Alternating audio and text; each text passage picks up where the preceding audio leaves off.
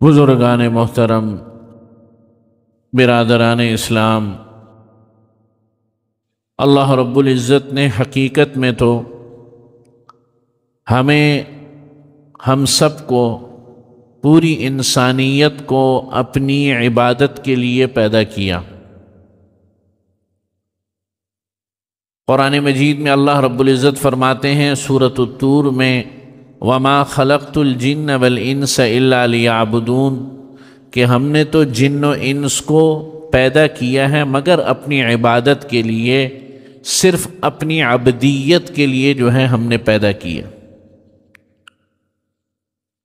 اس کا تقاضا تو یہ تھا کہ اگر ہم ساری زندگی پیدا ہوتے کے ساتھ ہوش و حواس میں آنے کے بعد فوراً ہی اللہ کی عبادت میں مشغول ہو جاتے اور ضروری کھانا پینا کرتے، اور ضروری جو ہے اتنا کہ جس سے یہ بدن ڈھانکا جا سکے، اور اتنا کھانا کہ جس سے بھوک مٹائی جا سکے، اتنی ایفرٹ کر کے، اتنی تھوڑی بہت تگ و دو کر کر ساری زندگی اگر سجدے میں پڑے رہتے تو یہ بھی انصاف تھا۔ اس لیے کہ اللہ خود فرما رہے ہیں کہ ہم نے تمہیں اپنی عبادت کے لیے پیدا کیا۔ ہم نے کس کے لیے پیدا کیا؟ عبادت کے لیے پیدا کیا۔ اور جو سودا ہوا ہے انسان کا اور احکم الحاکمین کا، اس خالق کائنات کا جو سودا ہوا ہے، وہ بھی قرآن مجید میں ذکر ہے۔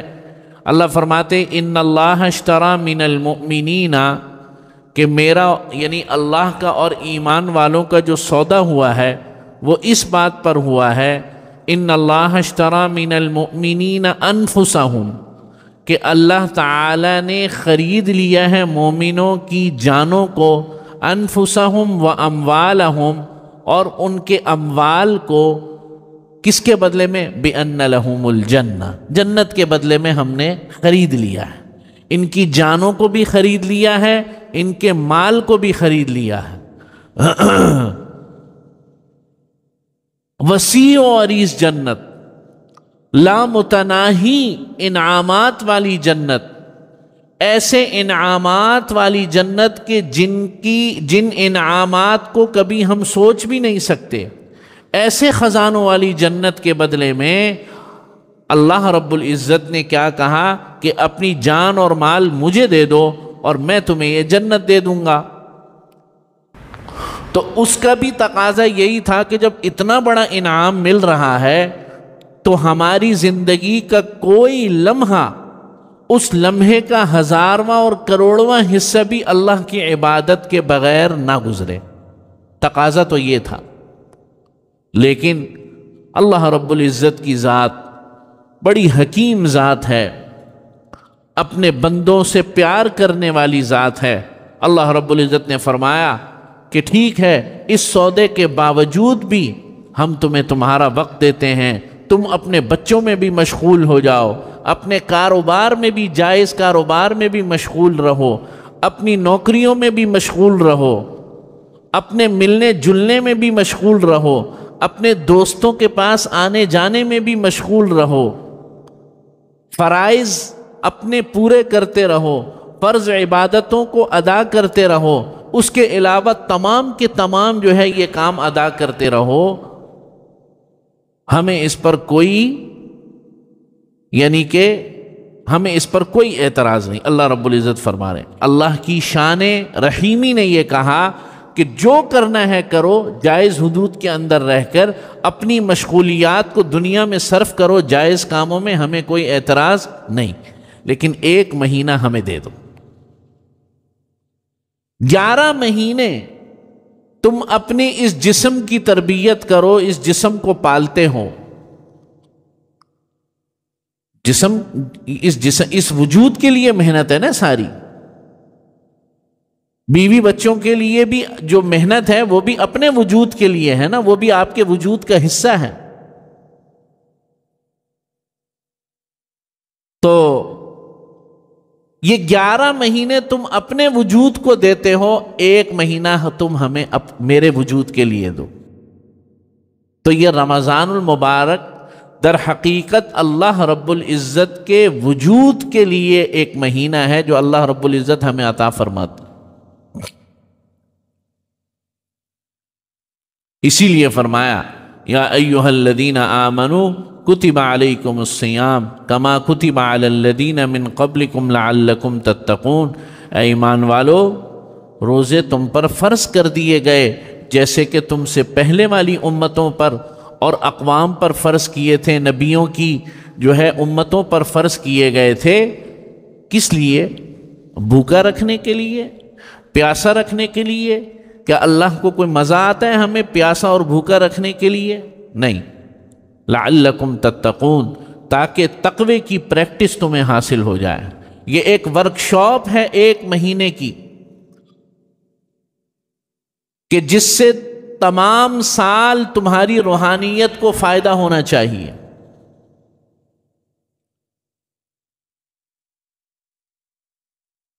جیسے جولائی کے اندر، جون یا جولائی میں میرا خیال، کمپنیوں کے بڑے بڑے اداروں کے حساب بناتے ہیں نا، بجٹ بناتے ہیں، دیکھتے ہیں کہ بھائی یہ کیا کمایا، کتنا نقصان ہوا، کتنا فائدہ ہوا، کیا ایسٹس بنائے، کتنی لائبلٹیز ہیں، یہ ساری چیزیں دیکھتے ہیں نا۔ ہمارے بزنس نے گرو کیا ہے یا نیچے چلا گیا ہے؟ دنیا کے سارے ادارے، یہاں تک کہ ملک بھی بجٹ بناتے ہیں، حساب کتاب کرتے ہیں سالانہ۔ تو اس کے بعد جو ہے اگلے سال کی کیا کرتے ہیں؟ اسٹریٹجی بناتے ہیں، اگلے سال کا جو ہے ہدف متعین کرتے ہیں۔ تو روحانی طور پر بھی اللہ رب العزت نے یہ سال کا اینڈ ہوا روحانی، رمضان المبارک سے روحانی سال کی ابتدا ہوتی ہے بندہ مومن کی۔ اسی لیے بزرگان دین فرماتے ہیں کہ کوئی عبادت، کوئی عمل جو رمضان المبارک میں نیک نیتی اور اخلاص کے ساتھ شروع کیا جائے، غور سے سننے والی بات ہے، کوئی عمل جس کی ابتدا رمضان المبارک میں ہو، نیک نیتی کے ساتھ، اخلاص کے ساتھ، یہ ممکن نہیں ہے کہ پورا سال وہ جاری نہ رہ سکے۔ اللہ نے رمضان میں ایسی قوت عطا فرمائی، بے شک وہ 2 نفل ہی کیوں نہ ہوں، 2 نفل اور ایک ورق قرآن مجید کی تلاوت ہی کیوں نہ ہو۔ اگر کسی نے رمضان میں یہ عمل شروع کیا، کوئی بھی عمل شروع کیا، بہت چھوٹا سا عمل بھی اگر شروع کیا، اس رمضان المبارک میں اللہ نے وہ قوت رکھی ہے، وہ روحانیت رکھی ہے کہ اگر نیک نیتی اخلاص کے ساتھ اور پورے استحکام کے ساتھ اگر یہ نیت کی ہے کہ میں اس کو جاری رکھوں گا، پورا سال اس عمل پر جو ہے کاربند ہو جائے۔ لوگ کہتے ہیں نمازوں کی عادت نہیں پڑتی، اس لیے کہ پہلے دن سے یہ نیت میں ہوتا ہے کہ بس رمضان میں جو ہے وہ نماز پڑھیں گے، مسجدوں میں جائیں گے، اور 1 شوال کی فجر کو مسجد خالی، وہ تو پہلے سے ہی نیت میں ہوتا ہے، ذہن میں ہوتا ہے پہلے سے۔ تو ایسے رمضان کا روحانی طور پر اس کے اثرات کا جسم پر اور قلب پر اور روح پر مرتب ہونا، یہ کیسے ہو سکتا ہے کہ جب پہلے سے ہی نیت ہے، ارے بھائی رمضان آ رہا ہے، رمضان، یعنی الفاظ پہ آپ غور کریں نا، بھائی رمضان آ رہا ہے، نمازوں مسجد میں جانا ہے، اور بھائی پورا سال جانا ہے۔ یہی وجہ ہے کہ رمضان المبارک کے وہ ثمرات ہمیں حاصل نہیں ہوتے کہ ذہن میں بس یہ ہے، بھائی جیسے میں نے شروع میں عرض کیا کہ ورک شاپ ہے رمضان المبارک، اللہ رب العزت کی طرف سے 1 مہینے کی ایک تربیتی نشست ہوتی ہے اللہ کی طرف سے۔ دنیا کے ہر ادارے میں چلے جائیں، وہ اپنے امپلائیز کو 1 مہینے کی ٹریننگ کراتے ہیں نا، بینکوں کے اندر کراتے ہیں، ملٹی نیشنل کمپنیوں میں کراتے ہیں، سرکاری اداروں میں کراتے ہیں، فوج میں کراتے ہیں، ایکسرسائز ہوتی ہیں، ٹریننگز ہوتی ہیں۔ وہ کس لیے ہوتی ہیں؟ ٹریننگ کے لیے ہوتی ہے۔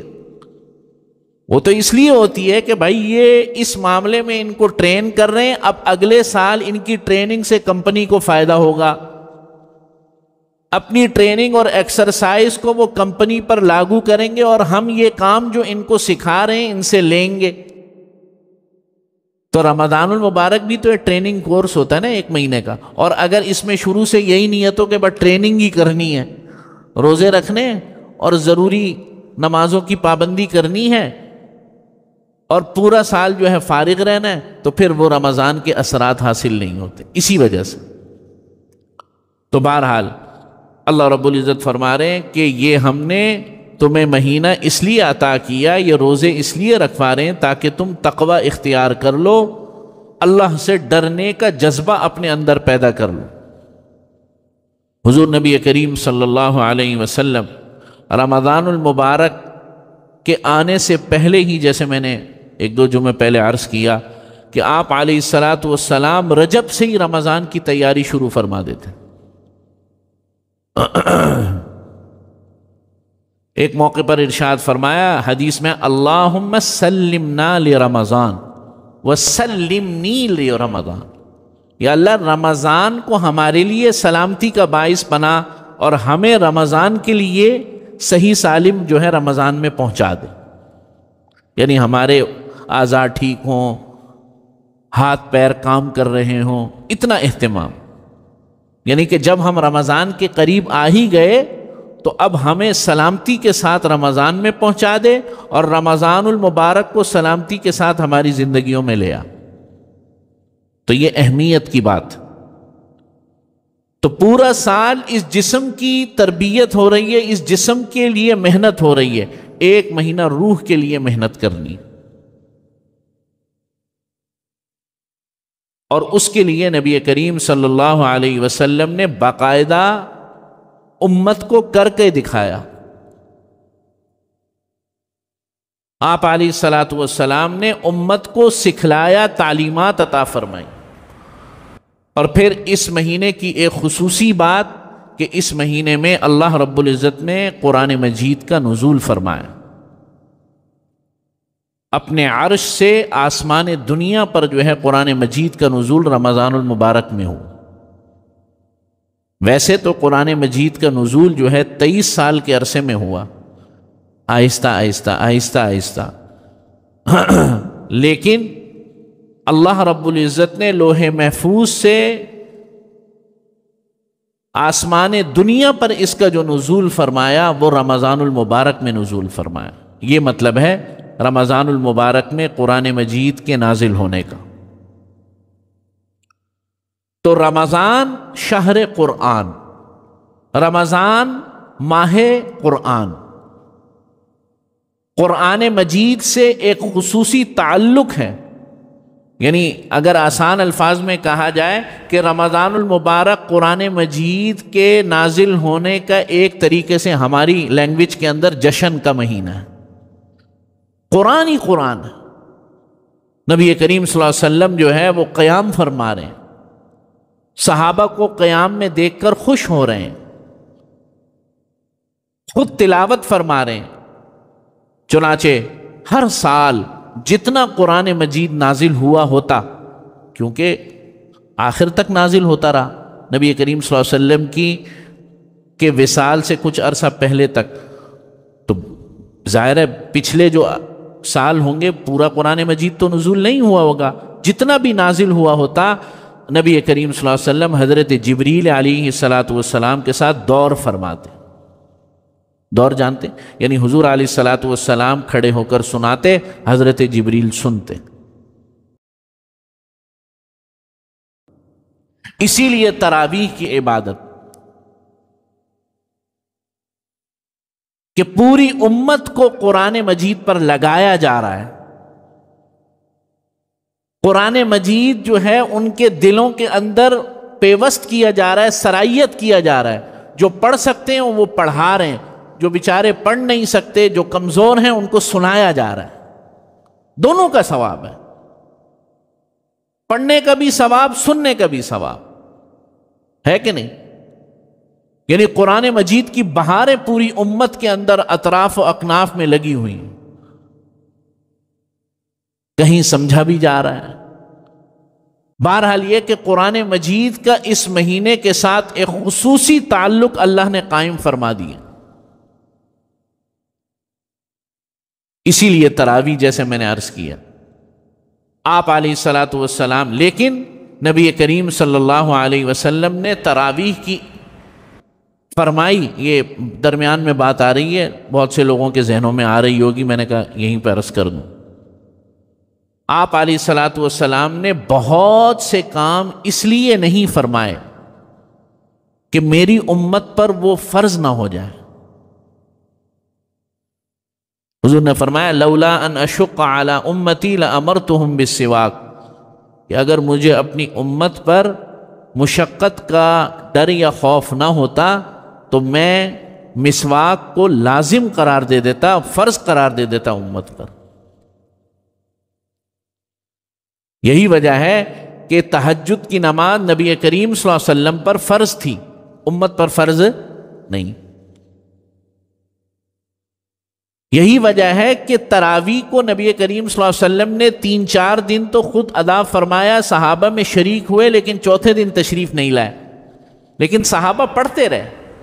اس لیے نہیں لائے کہ یہ عمل غلط ہے، نعوذ باللہ۔ اگر عمل غلط ہوتا تو حضور کی موجودگی میں کوئی عمل جاری رہ سکتا ہے؟ سوال ہی نہیں پیدا ہوتا کہ نبی موجود ہے اور کوئی غلط عمل جاری ہو جائے امت کے اندر، ناممکنات میں ہے۔ حضور خود اس لیے چوتھے دن شریک نہیں ہوئے تاکہ میری امت پر یہ فرض نہ ہو جائے، اس کی حیثیت جو ہے وہ سنت کی رہے، یہ وجہ ہے۔ بہرحال تو میں یہ عرض کر رہا تھا کہ پہلی بات تقوی اختیار کرنا، تقوی کے لیے محنت کرنا، اللہ کا ڈر ہمارے دلوں میں پیدا ہو جائے۔ وہ ڈر جو ہے سامنے بھی ہو، خلوتوں میں بھی ہو، جلوتوں میں بھی ہو، وہ ڈر کاروبار میں بھی ہو، وہ ڈر گھر میں بھی ہو، وہ ڈر جو ہے بیوی بچوں کے ساتھ بھی ہو، دوستوں کے ساتھ بھی ہو، ہماری نجی اور اجتماعی زندگی کے اندر وہ ڈر ہو۔ ڈر کا مطلب یہ نہیں ہے کہ ایسے کر کے جو ہے آدمی ہاتھ اٹھائے اور رونا آ جائے اس کو، یہ بھی ڈر ہے، یہ بھی اللہ کا خوف ہے۔ اور نماز کے اندر رونا آ جائے، یہ تو ہے ہی ڈر، اس میں بھی کوئی شک نہیں، لیکن ڈر کو زندگی کے ہر جز کے اندر داخل ہو جائے، یہ ہے اصل ڈر۔ تو پہلی بات اللہ کا ڈر حاصل ہو جائے، اور یہ اللہ کا ڈر جو ہوتا ہے یہ وہ والا ڈر نہیں ہے وہ جو جن بھوت والا ڈر ہوتا ہے۔ ڈر کی بھی 2 قسمیں ہیں، ایک ہوتا ہے محبت، ماں باپ سے ڈر لگتا ہے نہیں لگتا؟ لگتا ہے نا؟ تو محبت والا ڈر ہے یا نفرت والا ڈر ہے؟ محبت والا ڈر ہے نا، کہ ہمارا کوئی عمل جو ہے ماں باپ کو ناراض نہ کر دے، اس لیے ڈرتے ہیں، امی ابا ناراض نہ ہو جائیں، فلاں غلطی نہ ہو جائے، تو یہ محبت والا ڈر ہے۔ تو اللہ سے اور بندے کے درمیان بھی جو ڈر کی کیفیت ہے وہ محبت والی کیفیت ہے۔ اور دوسری بات کہ قرآن مجید سے اس ماہ مبارک میں تعلق قائم ہو جائے، تھوڑا ہی ہو جائے۔ حضرت عثمان غنی رضی اللہ تعالیٰ عنہ کے بارے میں تو آتا ہے کہ نماز فجر کے بعد تلاوت شروع فرماتے تھے، فجر کے بعد، اور دوپہر کو کچھ دیر آرام کرتے تھے، اور قیام اللیل کے ہونے تک پورا قرآن ختم فرما دیا تھا۔ امام ابو حنیفہ رحمۃ اللہ علیہ کے بارے میں آیا کہ رمضان المبارک میں روز ایک قرآن مجید ختم فرماتا۔ تو چلیں ہم ان بزرگوں کی باتیں سنتے ہیں، اصحاب کرام کی، وہ قوت اور وہ روحانی قوت یا جسمانی قوت شاید ہم میں نہ ہو، لیکن اتنا تو تعلق قرآن مجید سے رمضان میں قائم ہو جائے جو پورا سال باقی رہے، تھوڑا بہت ہی کیوں نہ ہو۔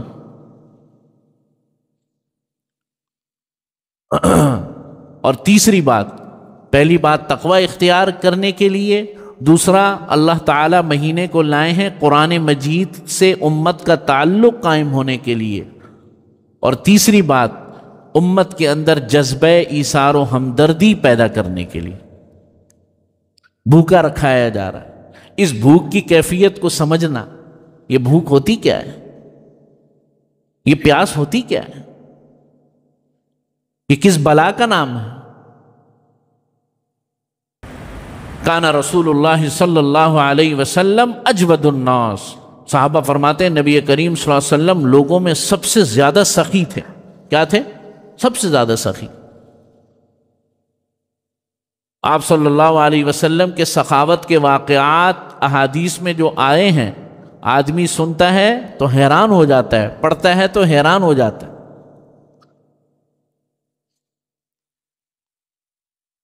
لیکن راوی فرماتے ہیں کہ رمضان المبارک میں حضور کی سخاوت ایسے ہوتی تھی جیسے کہ ہوا چلتی ہے۔ یعنی صحابی جو ہے روایت کرنے والے وہ تشبیہ دے رہے ہیں حضور کی سخاوت کو کس کے ساتھ؟ ہوا کے ساتھ۔ کہہ رہے کانا رسول اللہ صلی اللہ علیہ وسلم اجود الناس، کہ حضور تو ویسے عام حالات میں بھی بہت زیادہ لوگوں میں سب سے زیادہ سخی تھے، لیکن رمضان المبارک میں تو حضور کی شان ہی الگ ہوتی تھی۔ یہ در حقیقت امت کو ترغیب دے رہے ہیں کہ بھائی اس مال کی محبت کو بھی کم کرو اور جذبہ ایثار و ہمدردی امت میں پیدا ہو، وہ کسی بھی صورت میں ہو سکتی ہے۔ اسی لیے فطرہ ایک الگ سے عبادت رمضان المبارک کے آخر میں صدقۃ الفطر جو ہے وہ واجب کیا گیا۔ زکوٰۃ اس کے علاوہ ہے، افطار کرانے کی فضیلت اس کے علاوہ ہے۔ تو تین چیزیں ہیں جو اس رمضان میں تھوڑی بہت ہر بندے میں پچھلے سال کے مقابلے میں پیدا ہونی چاہیے اور اگلے سال جاری رہنی چاہیے۔ تقویٰ ہو، روح کی تھوڑی بہتری ہو، قرآن مجید سے تعلق قائم ہو، اور دل کے اندر طبیعت کے اندر سخاوت آئے، خرچ کرنے کا مادہ آئے، اور اس رمضان المبارک کو قیمتی بنانے کا ہم سب میں جذبہ پیدا ہو جائے۔ اور میں نے جیسے عرض کیا 2-3 دن پہلے، سب سے بہترین اوقات سحری کے اوقات اور افطاری سے پہلے کا وقت، یہ سب سے بہترین وقت ہے، اس کو ضائع نہ فرمائیں۔ اور سحری کو کرنا چاہیے، اس میں اللہ نے برکت رکھی ہے۔ تسحروا فإن فی السحور برکہ، سحری کیا کرو، اللہ نے اس وقت کے اندر برکت رکھی ہے۔ معلوم یہ ہوا کہ در حقیقت پراٹھے کھلانا مطلب نہیں ہے، آپ سمجھیں بات کو، کہ کھانے پینے کے بارے میں بندہ اٹھے گا تو ضرور، تو پھر میرے آگے مصلی پر بھی بیٹھ جائے گا، یہ ہے اصل مقصد، یہ پراٹھے مقصد نہیں۔ اصل مقصد یہ ہے کہ سحری میں اٹھے، اس لیے برکت رکھے، اٹھے گا تو مصلی پہ بھی بیٹھ جائے گا۔ نبی کریم صلی اللہ علیہ وسلم سحری فرما رہے تھے، کھا رہے تھے حضرت علی کے ساتھ، حضرت بلال تشریف لے آئے، یا رسول اللہ وقت ہو گیا، فجر کا وقت ہو گیا۔ آپ صلی اللہ علیہ وسلم کھا رہے ہیں، حضرت علی بھی ساتھ، چلے گئے حضرت بلال کہ میں حضور کو بتاؤں اور پھر اذان دوں، پھر دوبارہ تشریف لے کر آئے، یا رسول اللہ، اچھا حضور پھر بھی تناول فرما رہے ہیں، کھا رہے ہیں، حضرت علی بھی ساتھ، تو حضرت بلال آئے تو بندہ ویسے بھی جب وقت قریب ہوتا ہے ایک پریشانی سی ہو جاتی، تو حضرت بلال نے کہا واللہ، اللہ کی قسم آپ صلی اللہ علیہ وسلم وقت ہو گیا فجر کا۔ تو نبی کریم صلی اللہ علیہ وسلم نے فرمایا بلال وقت ہوا تو نہیں تھا، لیکن تو نے قسم کھا دی تو اللہ نے فجر فرما دی، تیری قسم کی وجہ۔ محدثین نے فرمایا اس سے پتہ یہ چلتا ہے کہ سحری کا کھانا بھی بڑا فضیلت کا کام، آپ صلی اللہ علیہ وسلم خود تناول فرماتے۔ تو اللہ سے دعا ہے ہم سب کو توفیق عمل نصیب فرمائے، وآخر دعوانا الحمدللہ رب العالمین۔